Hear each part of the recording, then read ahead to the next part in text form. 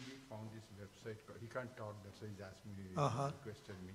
He found this website called shankaracharya.org, and then Aparokshanubhuti is there, and there is some English versions of each of the verses briefly.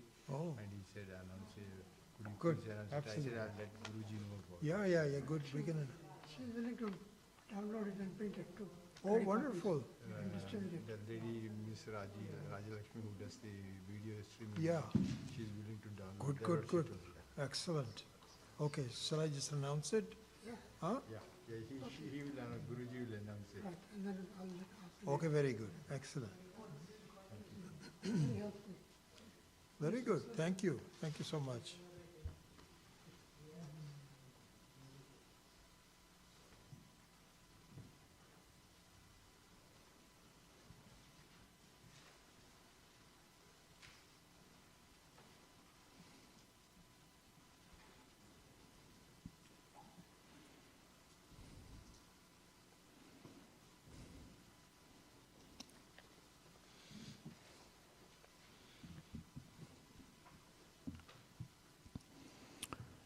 Om Namah Shivaya.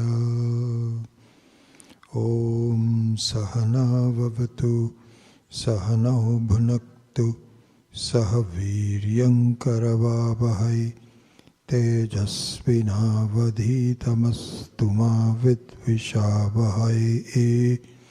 Om Shanti Shanti Shanti. So before we start the class, Sri Shah has just given us a very interesting copy of Aparokshanubhuti with English translations. And so he found this in the web. In just reading this, what I find I have this book back with me with it's published by the Ramakrishna Mission, and it's a translation by Swami Vimukta Atma. It's the same one that I now recognize. So on this one, there is a web version that can be downloaded, and we are actually going to ask to have this downloaded. And then we can actually give you a English printed version of that, so you can actually have that in front of you as we go through this. I do caution, however, that some of the words in the English translation, which I actually already read before I got here, some of them, not all of them, but some of them, are the traditional way of looking at things, which may not be as accurate and as insightful as the Hindi translation by Swami Akhandananda. But be it as that it may, the English translation will still be very useful to you. And so if we can get you a copy of that, it'll be, you can all get a copy of that, it'll be wonderful. That'll still be very good. Good. Thank you, Ashwinji. You want to...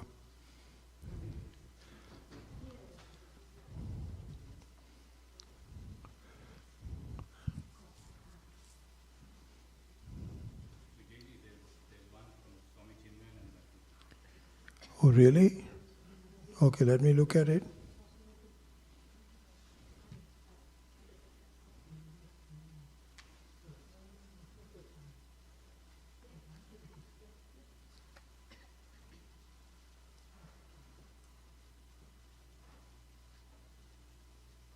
Okay, so it has some commentary by Swamiji. This is Swami Chinmayananda.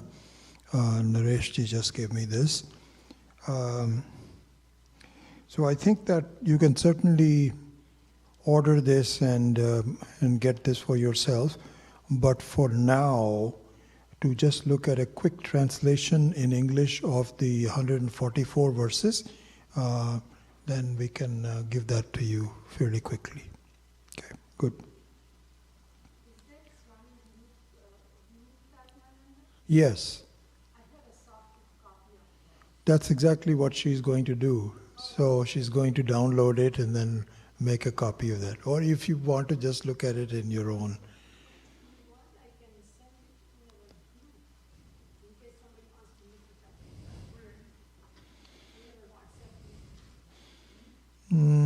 Could be done, I guess. Yeah, that's another possibility of doing it just on a soft copy. Okay.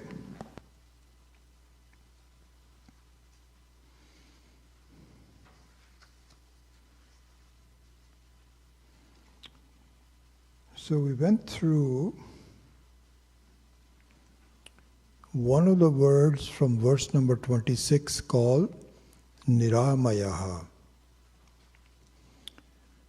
Another word that Swamiji, Swami Akhandananda chooses to comment on from the same verse is called Nirabhasaha.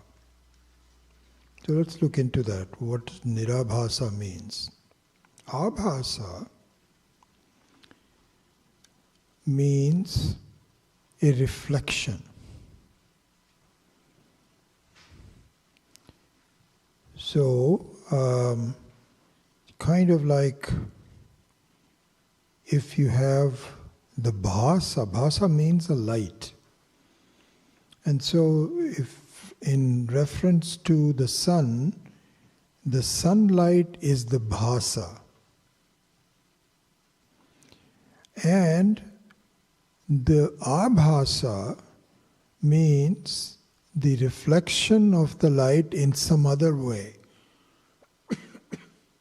Like for instance, suppose there is a sunlight falling on a mirror. And of course the mirror reflects the sunlight very well. It can blind you if you're looking at it. So the light from the mirror or even from the wall and even the general light that we have is called abhasa. It's really interesting, the creation of Ishvara in terms of the light. So just a side comment on it. The light, to be appreciated, must fall on something. If it doesn't fall on something, it is very difficult to see. So for instance, I used to wonder about this. You know, our astronauts, when they go on the, around the Earth or so on, the interstellar, from NSA, all these expeditions, if you see pictures of that, and they also tell you, it is completely dark. There's nothing, there's no light there. The question is, how is that possible? Because they are also in the sun, and so the sunlight should really be very visible, but it is not. You know why? Because there's no air. So what really we see at this point is the sunlight filtered through the air. So that would be called an abhasa. It is not a bhasa. I suppose if you were looking directly at the sun, then it would be bhasa. But like for example, the light of before the dawn, or just at the dawn where you don't see the sun. I really enjoy that, as I was telling you, from where I sit in the morning. And in most cases I try to get up before sunlight, but now it's getting to be late, and sometimes I do miss it if I'm working late or something. But I enjoy the light before the dawn. So I'm not seeing the sun, but I'm seeing the light. Where does that come from? It is from the atmosphere, which is full of air. So the light that you see in the atmosphere is called abhasa. Okay? So here, Swami Akhandananda makes a point.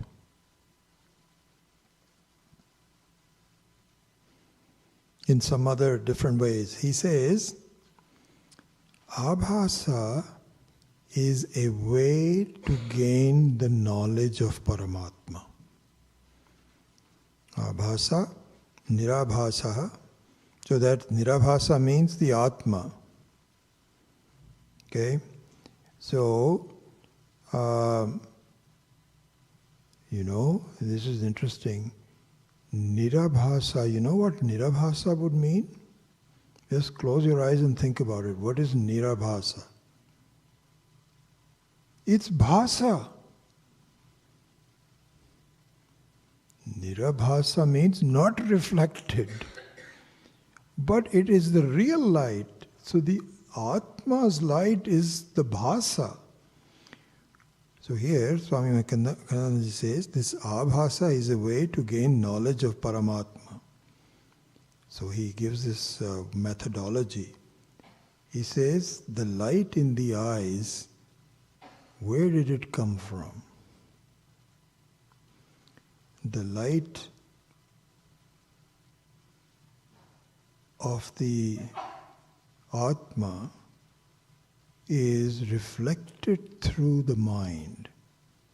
So the mind is something that has kind of like a air. You see, this is the thing. Like the light of the sun becomes visible when you have some air. So similarly, the light of the Atma gets reflected in the air of the mind, so to speak. And then within that light, it falls on within that mind, through the eyes, it falls on objects. So just like you have an object here, a chair, so the chair is lighted by the abhasa of the indirect light. And the indirect light is based on the real light, isn't it? So Swamiji says that what you need to do in the vichara, because we are doing jnana vichara, that's all that we're happening. How do we do it? You do it by just I don't like, Swami Dayananda used to say, do not use the word concentrate. So sometimes it slips out of my mind, but I try not to do that. Because concentrate has a negative negative connotation. It means, you have to sort of become tight and so on and so forth and really, laser. It's not that. It's just that you contemplate on it. So that contemplation is that the whole idea of looking at things, how does that happen? And it's not completely described here. You'll have to look at some other texts to do it. But basically, it means that there is a process. And this is an interesting thing because it's the same thing that I had mentioned quite early in these talks, that the real progress in the understanding of Vedanta is not looking at the objects, not looking at the world, the details in the world, but looking at how you see it. So it is not the details of the dream, but the process of dreaming. This is where the vichara has to be done. So the same thing is done here in terms of the analysis, in terms of how do we see things. And it is suggested that there is a relationship between bhasa and abhasa. So nirabhasa here means bhasa. That is the real one, which is the Atma. And then the Atma gives its reflection to the mind. The mind, in turn, gives its presence to the eyes. And the eyes can see an object and can report back to the mind, and the mind decides, yes, this is a chair. Because now, in the decision, this is a chair, there is some software involved.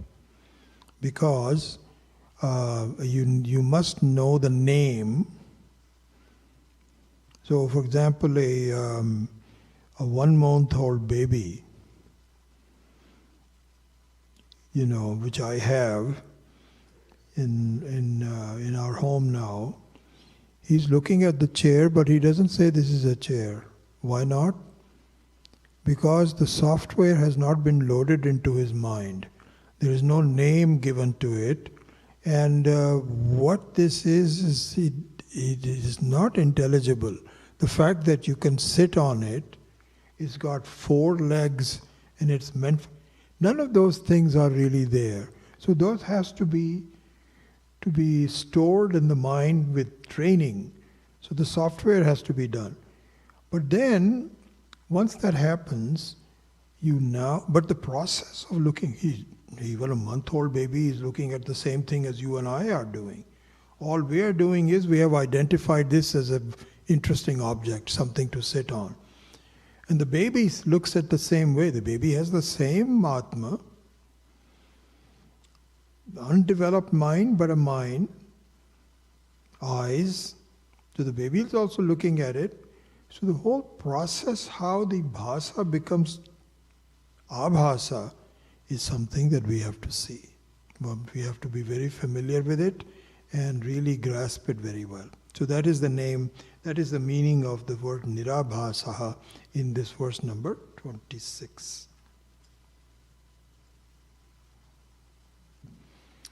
Then there is some discussion about how did it all happen. And I think I'm going to postpone that because it has to do with duality and singularity. All that will come a little bit more detailed later on. And I'm feeling I'm running out of time, so I need to speed up a little bit. So I'm going to skip all that. But now I want to go.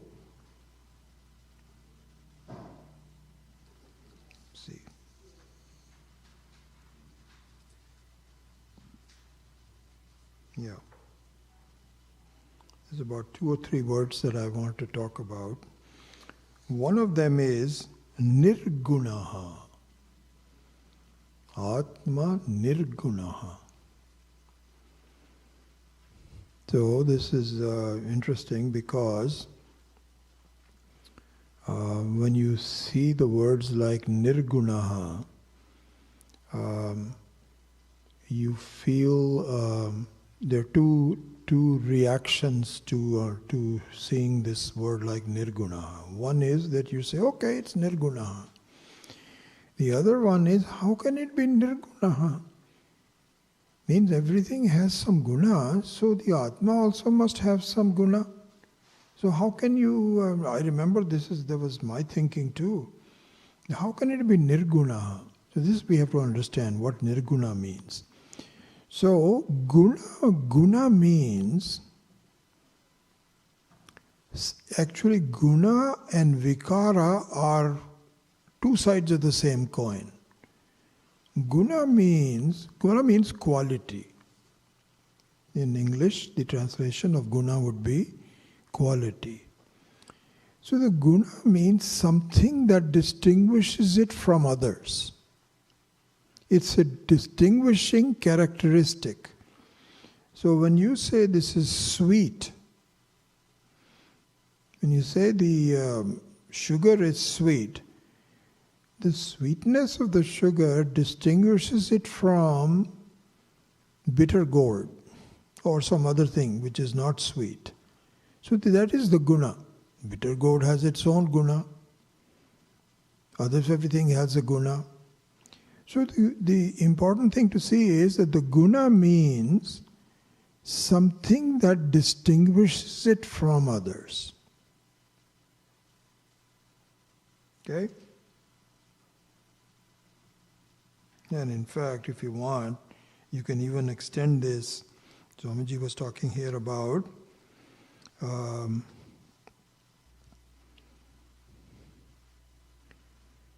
the tamoguna, rajoguna and sattva-guna. So the tamoguna there are various ways to look at it. One way of looking at it is, tamoguna means the activities in the body. And rajoguna, so the tamoguna is the guna of the body. Rajoguna are the activities in the body, with the mind, with the sense organs, desire, activity to do something. We all know this, rajoguna. Then comes sattva-guna. So the sattva-guna is knowledge, peace, satisfaction. All good things are from sattva-guna. So the sattva-guna, which is also part of our life, rajoguna is also part of our life, and tamoguna is, and they also have some usefulness and some misuse.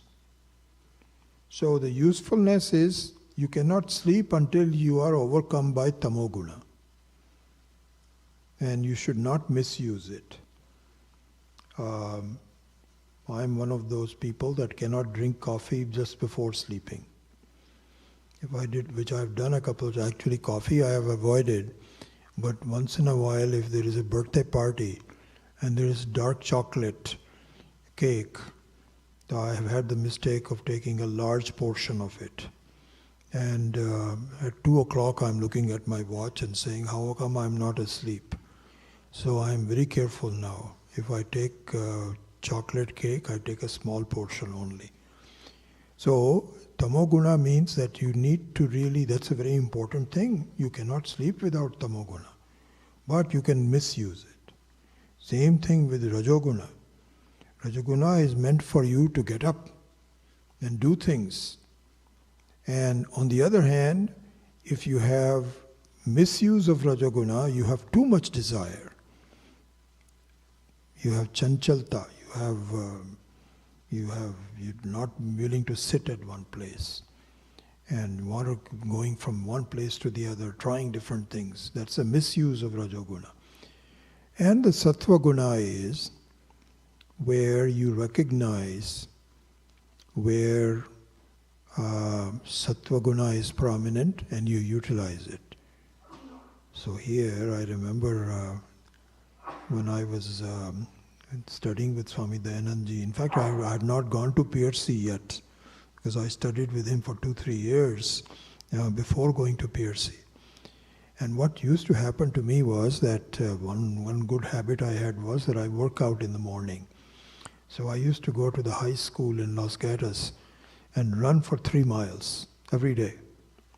That's really saved my life actually, because I had a very severe heart attack much later, but I was in very good shape, so I survived it. And the doctor said, it's all because of your training of running and so on and so forth.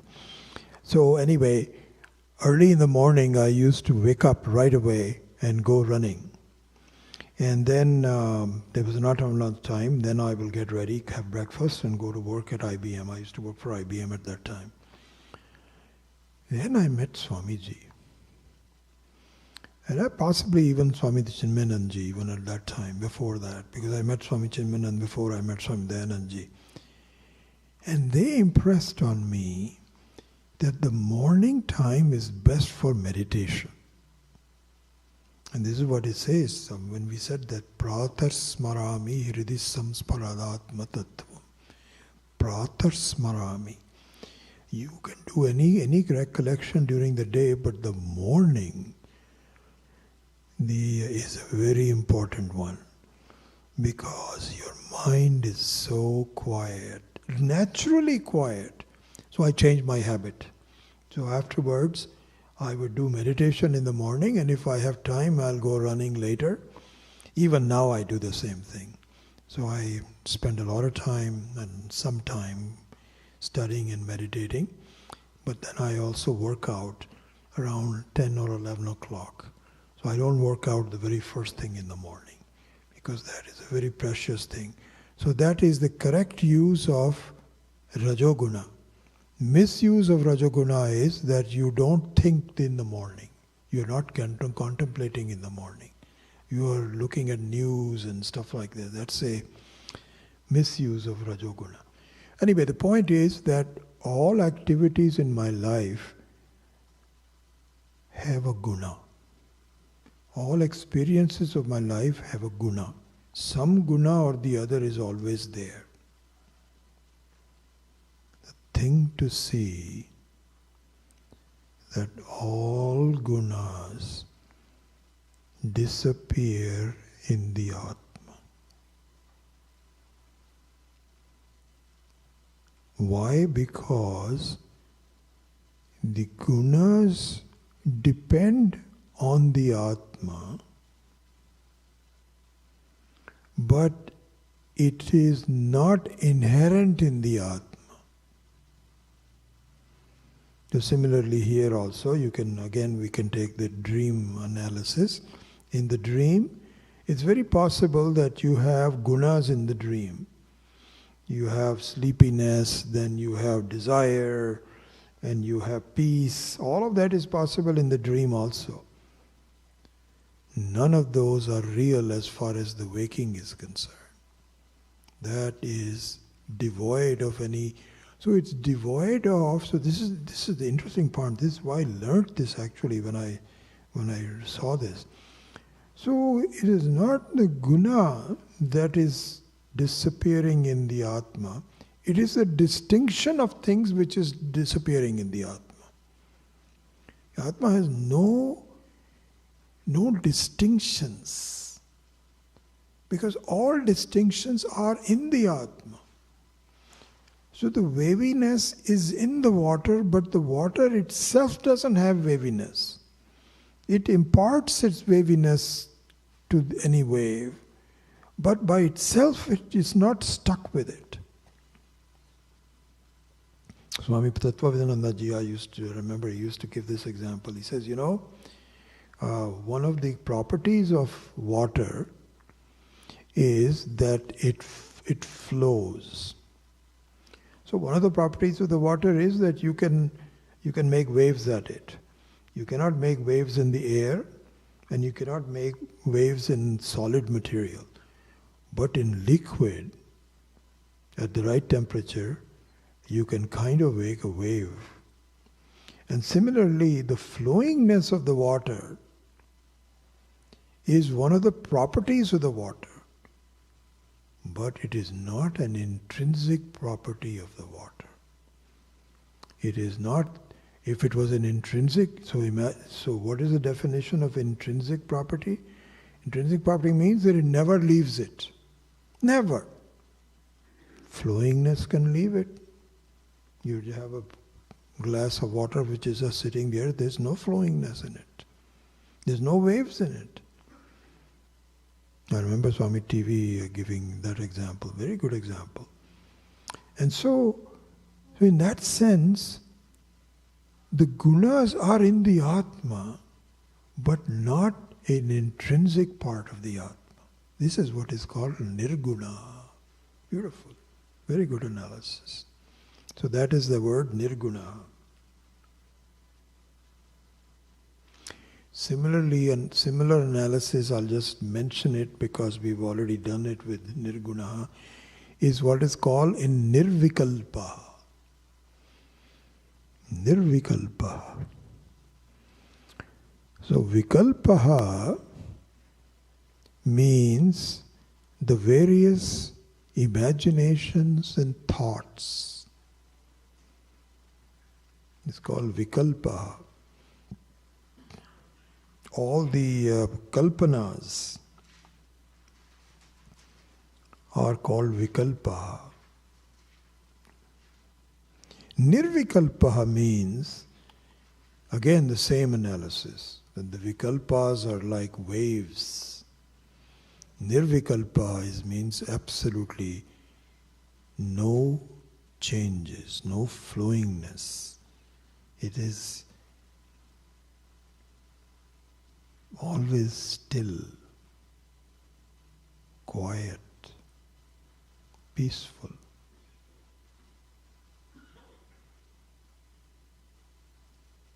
Then the next word I'm just choosing some words. In verse number 27, there is a word called nitya muktaha. Nitya muktaha.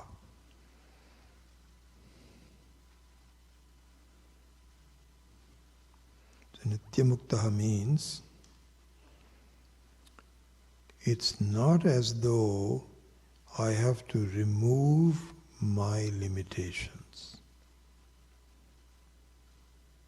You know, I'm working on, it's kind of like a room space that has some abhimana. See, this abhimana is a very important word, I think. Abhimana means an identification. In English, it's a good translation of abhimana. So abhimana means an identification. All problems in life are due to abhimana. There is no, Atma does not have any abhimana. Abhimana means it's not tied to any one specific thing. It is independent of it. It's asanga. So I'll give you an example. So imagine that, we use the word chidakasha, just like I use jnana abdhihi. Jnana abdhihi means the very ocean of conscious being.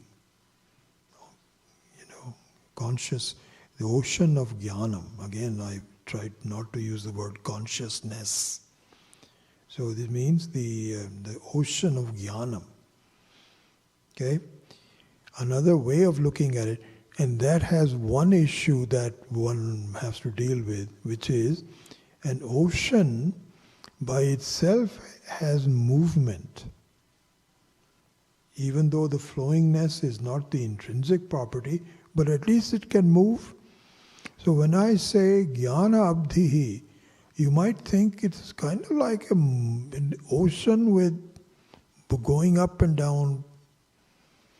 So there's some problems in using the word jnana abdhihi.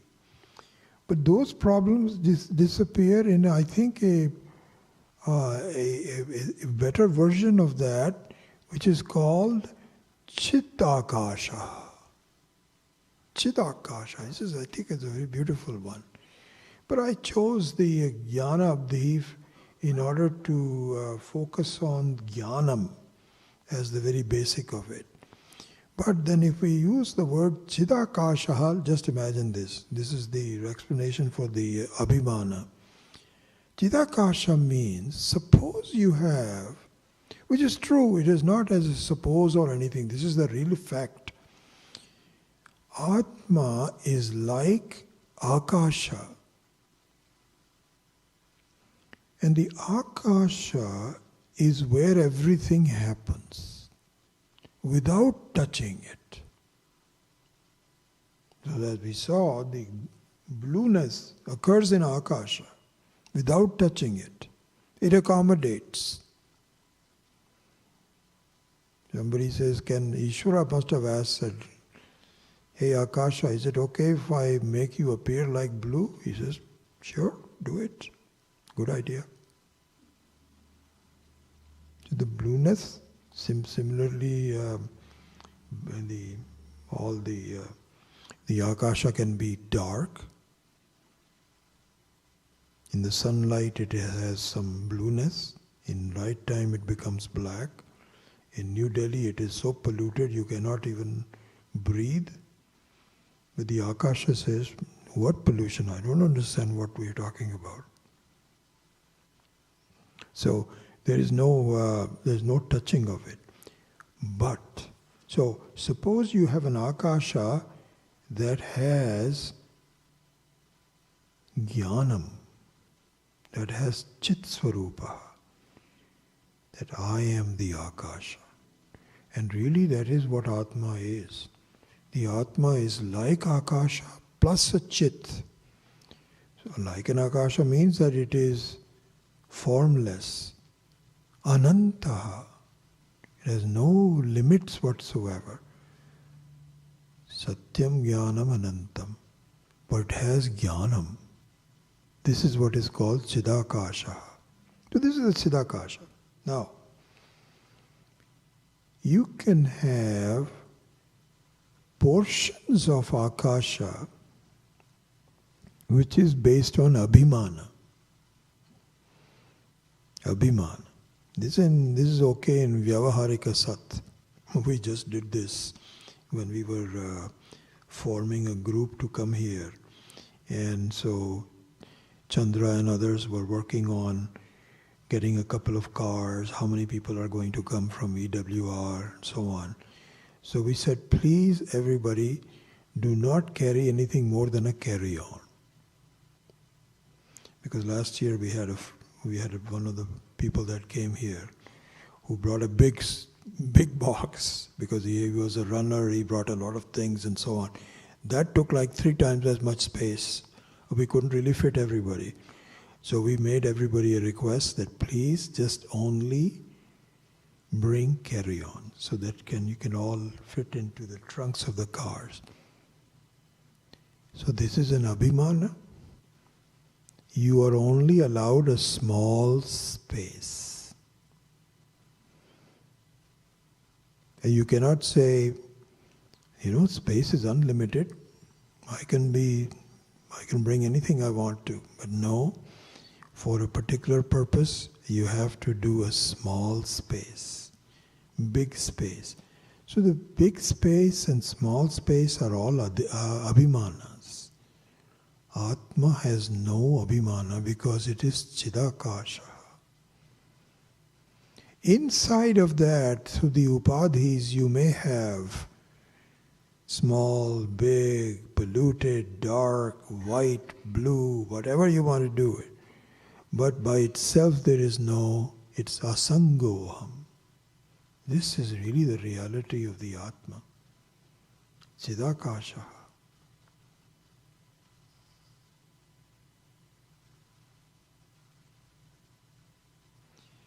So what that means relative to the word nityamukta. Even when you have abhimana, you are still mukta. Abhimana means that I feel that I am a limited person. Even when you feel you are a limited person, you are an unlimited being. Nityamukta. It's not so, just like we were talking about earlier, that a Hindu, to become a human being, there is nothing other than just changing the thought.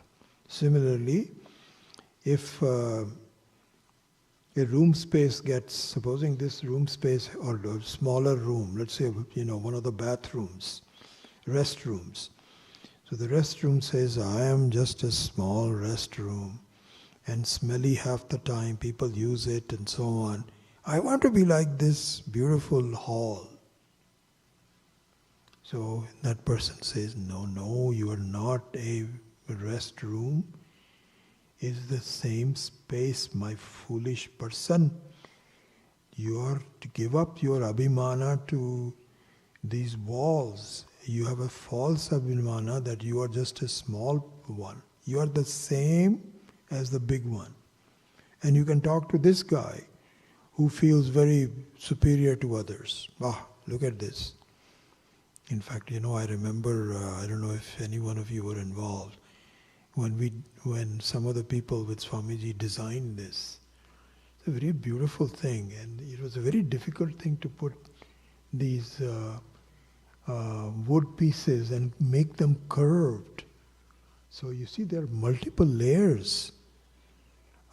So this is a curved wood. Oh gosh, how much time was spent on this. And I was on the West Coast, so it's not that I was intimately involved, but I would come and see the progress. And Swamiji was very much involved with this. And so people said, Swamiji, I think if we do it this way. Swamiji said, yeah, that's a good idea, but can you do it? He says, yeah, I think we can do it. So there was a lot of work involved. And this hall, if it had some jnanam, chidakasha, might feel, I am so superior. Look at these bathrooms compared to them. What a beautiful hall I am. And then you can say, okay, you enjoy it, but you realize it. This is very temporary. He says, really? What happens?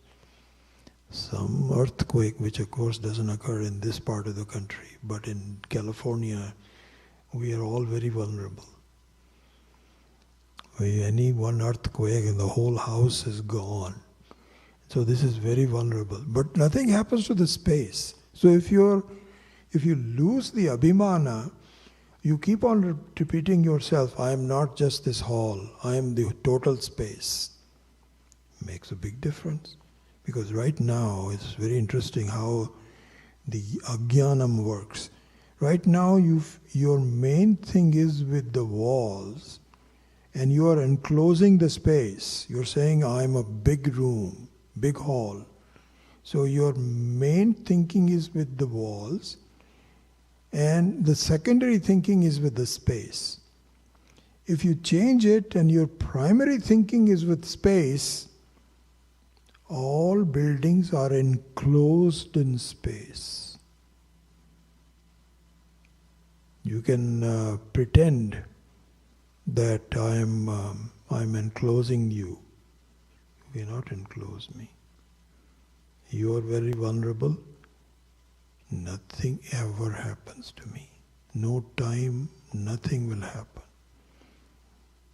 So, this is the nitya muktaha.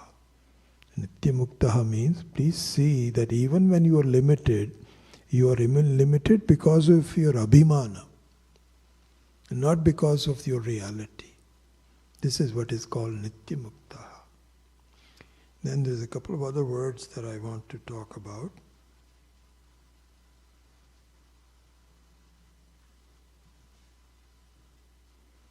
This is in verse, I think we are talking about verse 28 if I'm not mistaken.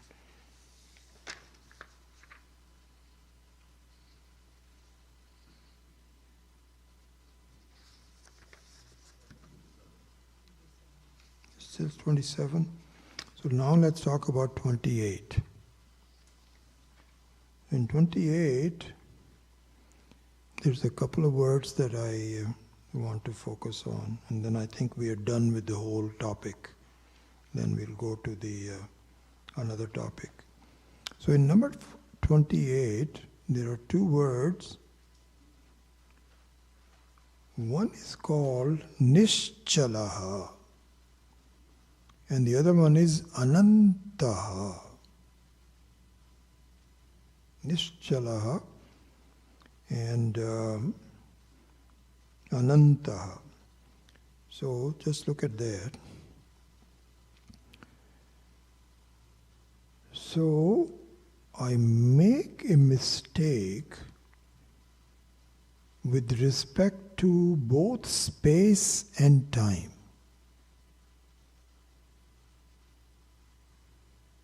Make a mistake because of my...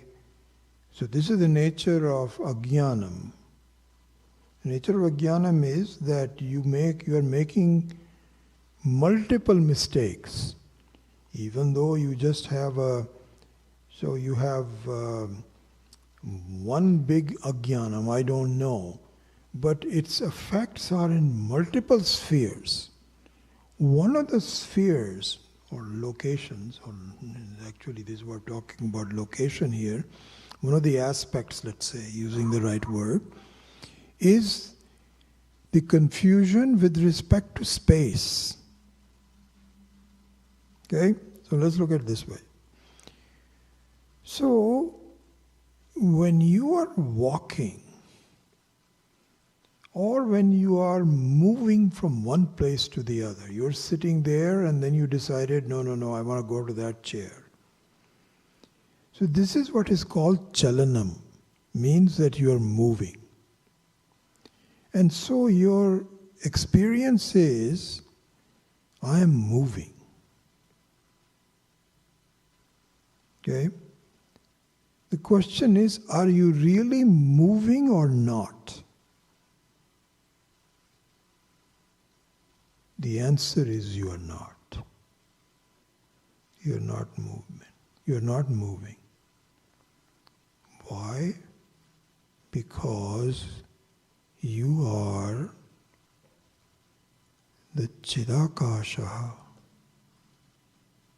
You are the very space in which this movement is taking place. In fact, you as the Atma cannot move, because for you to move,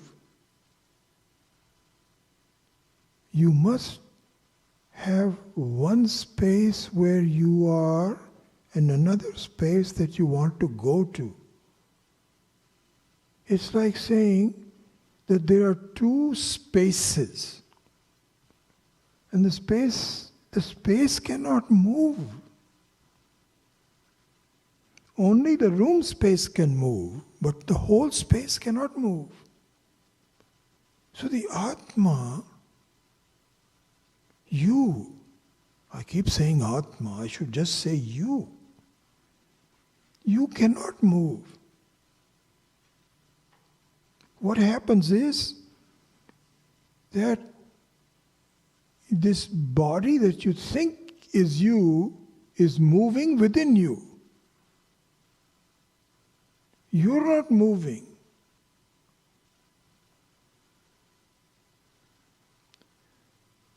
But you think you are moving. Why? Because of this adhyaropa. You are mixing up two things. And you will see that as you begin to get more handle on this whole thing, you will really have a feeling that I'm not moving. This is what we need to really aspire to. Aspire to not by doing anything, but by just understanding that I'm completely getting myself all mixed up.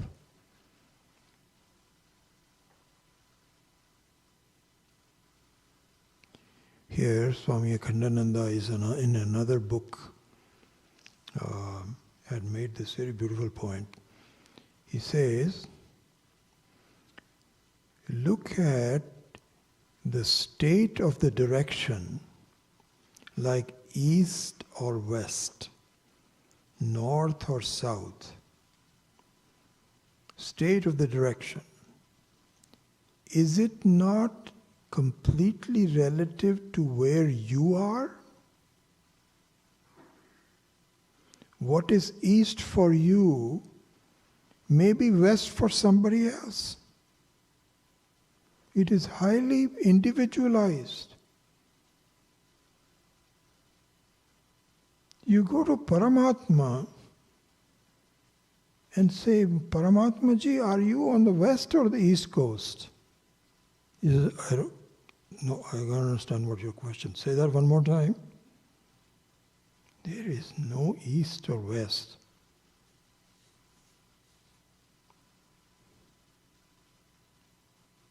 No one for, and you and I are the same as the Paramatma. We are not any different. It's just our viewpoint is that from an individuality.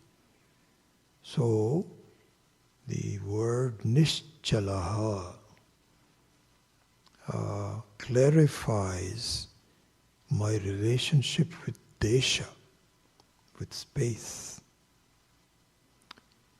The same thing is true for Ananta from the standpoint of time. So, what is now, what is past, what is present, what the future is with respect to an individual. time is only relevant with respect to a specific person. There is no specificity to time because all times depend on jnanam alone. So specific time is for past, specific time for the future, specific time for the present. That's all specific. But all specificity is based on the Atma, which has no time. There's nothing stuck to the Atma. So the word Anantaha is the relationship of the Atma, the problems the Atma has with respect to time, and Nischalaha is with respect to Desha, Kala. Desha Sambandhaha, so Nischalaha is Desha Sambandha Rahita, Anantaha is Kala Sambandha Rahita. Beautiful, very nice analysis.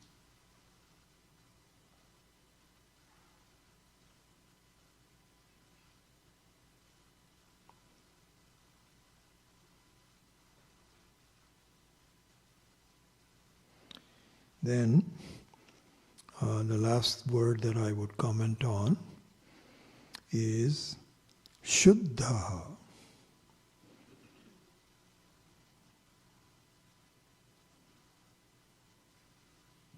Shuddha, or purity, if you translate that into English, purity. What does it really mean? Shuddha.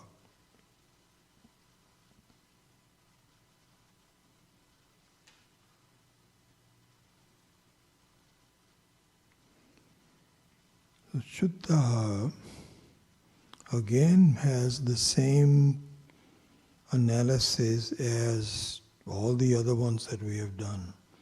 Nischalaha, Anantaha, etc. How? Because Ashuddha means lack of purity, is very specific, very related to something. It is not independent by itself. So the lack of purity is with respect to a place, a time, a thought, a relationship, a role. This is how it is Ashuddha. You can say this is not proper. You shouldn't have said that. This is a thought which is wrong.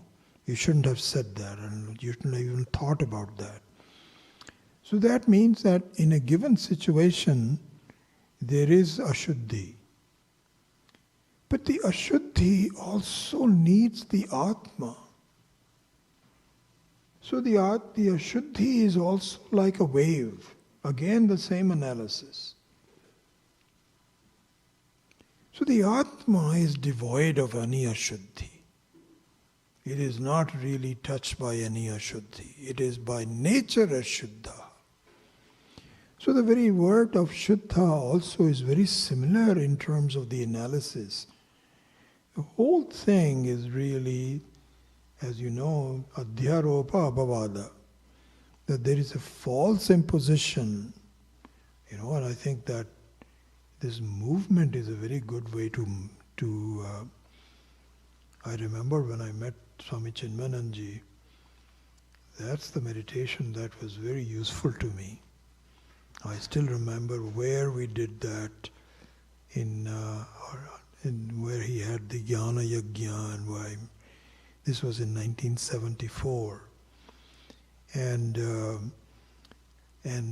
it was remarkable that I could feel that I am not moving. So I could see the movement within my non-moving Atma. But later on that I had some other doubts that kind of took away some of the purity of that meditation. But I remember in the beginning And I really do recommend that sometimes, and by the way, this topic is going to come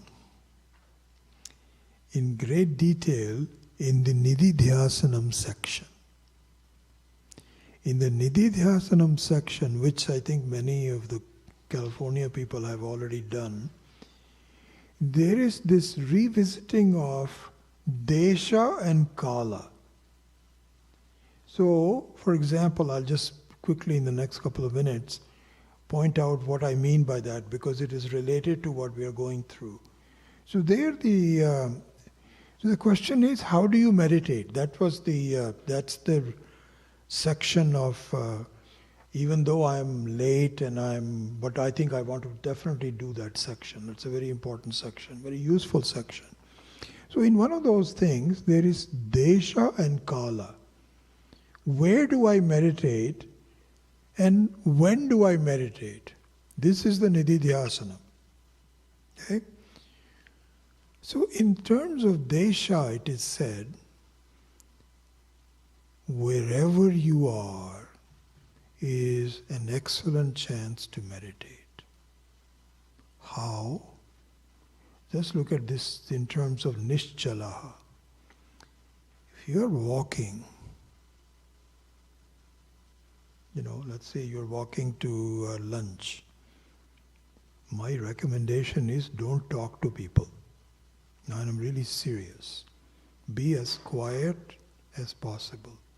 Simple chatter about what did you have for breakfast, where are you going, how many children do you have, this, that or the other. Fine, if you want to do that, it's okay. But use the time for contemplation. So if you're walking, normal thing is I'm walking. Try to see you are not walking, but something is walking within you, which is a fact. The Atma is like Chidakashaha, and it's not as though you force yourself to say, you know what, I am not walking, I'm not walking. That's not it. See the fact that Chidakasha cannot walk, Akasha cannot walk. There's no space for it. There's no form for it to walk. So do that contemplation. So this is what is going to happen when we do the Nididhyasana. So here Adi Sankara, this is all Adi Sankara's suggestions. He says, wherever yatra mano yati tatra tatra samadhaya. Beautiful. Drigdishya Viveka also. That there's no particular place that I must sit here and do meditate. No. Swami Dayananda used to say that. He says, this is what is called Sahaja Samadhi. So Sahaja Samadhi means, it's not as though you have to make a big thing, okay, now I am meditating, be quiet, this, that or the other. That's all in the beginning. You need that to a certain degree. But ultimately, wherever you are, you never lose sight of Brahman, the Chidakasha. My goodness, Chidakasha cannot move. Brahman cannot go away. It is the same always. That's me. So that's the way of contemplation that we will see. So I think with this, we have completed the section on Jnana Swarupa. This is the topic. So now we will go to a new topic in the class in the afternoon, and we will start that. And I think we are moving at 4:15, Siddharthaji, same program, 4:15. So 4:15, 45-minute class today. Om Asato Ma Satgamaya Tamaso Ma Jyotirgamaya Mrityorma Amritam Gamaya. Om Purnamadav Purnamidam Purnat Purnamudachyate Purnasya Purnamadaya Purnameva Vashishyate. Om Shanti Shanti Shanti. Hari Om Shri Gurubhyo Namaha. Harihi Om. One quick announcement. If any of you want to order the class recordings, video or audio recordings, there is an order form. So if you can fill out all the details, I really appreciate that. I'll keep it here, or you can take it if you want. And if you need more order forms, I'll print it out. Thank you. Another quick announcement. Yesterday we didn't get to do a lot of seva for the gardening, but today we can do the flowers, so he's ready to do that. So after lunch, anybody can come over to Swami Viditatmanandaji's kutia, then we can do it. Thank you.